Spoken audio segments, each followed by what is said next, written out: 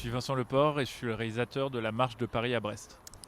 Bonsoir Vincent, merci Bonsoir. d'être là avec nous. Première question, raconte-moi un peu la genèse du film, comment c'était venu cette idée de marche. Cette idée, elle est venue, elle vient pas de moi en fait, vu que le film est un remake d'un film de 1927 qui s'appelle La marche de Munich à Berlin, réalisé par Oskar Fischinger, qui en 1927 était parti de chez lui et avait marché pendant 3 semaines et demie jusqu'à Berlin, en emportant avec lui une caméra 35 mm et une bobine. Et il avait filmé son trajet avec des courts fragments, des images très courtes en image par image. Il a filmé des gens, des animaux, des paysages, des ciels, etc. Et c'est un film qui fait 3-4 minutes et que j'ai découvert il y a, 10-15 ans et que j'ai trouvé absolument fabuleux et que je revois 2-3 fois par an Ah ouais? et qui fait partie de mes films préférés, quoi. C'est des fois... je trouve que c'est un film qui donne envie de sortir, de Et qu'est-ce rencontrer qui des t'a gens. amené en 2020 à Ça enfin fait, faire le remake? Ça fait longtemps que je veux faire une sorte de vraiment d'hommage, remake, continuité de ce film.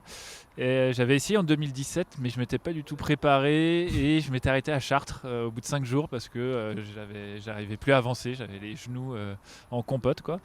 Donc cette fois-ci, je me suis un peu préparé et je sais pas, je crois que c'est venu maintenant parce que je venais de faire un long métrage de fiction assez important, un film d'époque, avec une grosse équipe, beaucoup d'acteurs, de figurants. Je voulais peut-être aller un peu à l'inverse. Et je l'ai tourné aussi pendant, je sais plus, le deuxième confinement, le troisième, enfin bref, un des confinements, quoi. Et je crois qu'il y avait peut-être ce besoin aussi de prendre l'air un peu. Voilà. Et donc tu étais tout seul pendant tous les trajets? Pendant les 30 jours, ouais, j'ai marché tout seul tout le long. Après, voilà, dans le film, on en voit quelques-unes. Il y avait les rencontres faites sur le chemin, mais non, j'ai fait le trajet tout seul. Ouais. Et c'était pas lourd? T'avais quoi? T'avais un Super 8 et t'avais quoi d'autre J'avais mon sac avec mon matelas, un peu de bouffe, et puis j'avais ma caméra Super 8 et j'avais pris 4 ou 5 bobines. Donc là, le film fait 6 minutes, je crois, 6 minutes 20, tout comme ça, et en tout, j'ai filmé 11 ou 12 minutes. Donc j'ai réduit un peu. Je pense que je devrais réduire encore un petit peu. Ok. C'est encore un peu long, mais voilà. Non, ça va. La durée, elle est parfaite. Là. Ouais, je trouve que c'est un peu long. Ça va. Et je voulais te demander beaucoup de questions sur la musique. Est-ce que tu as travaillé avec quelqu'un? C'est une musique déjà existante?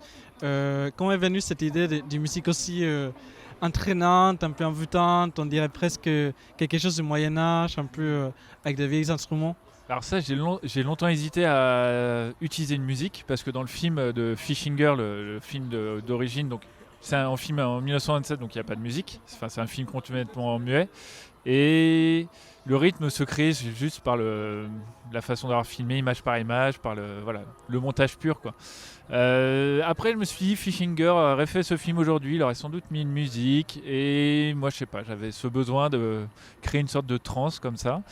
Et j'ai hésité entre 2-3 morceaux, mais ce morceau-là, qui est un groupe américain qui s'appelle Mind Over Mirrors, qui est un groupe contemporain. Ça fait une dizaine d'années que je l'ai en tête et je me dis que c'est un morceau qui irait bien, qui accompagne bien cette sorte de...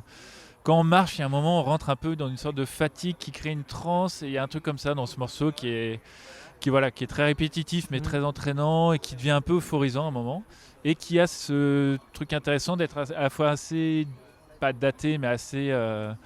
qui peut rappeler, je sais pas, des choses du Moyen-Âge ou des choses assez anciennes, et qui est à la fois très contemporain, presque comme... Enfin, c'est pas de la noise, mais je sais que ce groupe-là fait de la noise des fois, donc il y a un mélange comme ça qui m'intéressait. Oui, voilà, c'est assez intéressant parce qu'à un niveau de montage et d'image, ça fait, comme tu disais, cinéma expérimental des années 30, 20, 30. Et la musique, elle est un peu plus contemporaine. Et ça fait une sorte de décalage que je trouve assez excitant. D'accord. Après, c'est sûr que le noir et blanc, la pellicule, tout ça, et même ce que j'ai filmé au final, c'est marrant, entre le film de 1927 et de nos jours, il y a beaucoup de choses de mon film qui pourraient être presque de l'époque de 1927. Il y a un truc comme ça assez intemporel. Après, j'ai pas du tout monté sur la musique. Je voulais absolument d'abord pas fait le créer montage image et après tu as rajouté le son? J'ai travaillé les deux en parallèle en fait. Et à un moment, je les ai regroupés ensemble, mais j'essayais pas de monter pour caler les choses. Et tu as monté tout seul aussi? Ouais. Ok. Donc c'était Après, c'est vraiment très peu monté parce que en fait, j'ai surtout enlevé des blocs, Ok. mais c'est du tourné-monté en fait. Voilà. C'est Je un filmais travail très image par solitaire, image.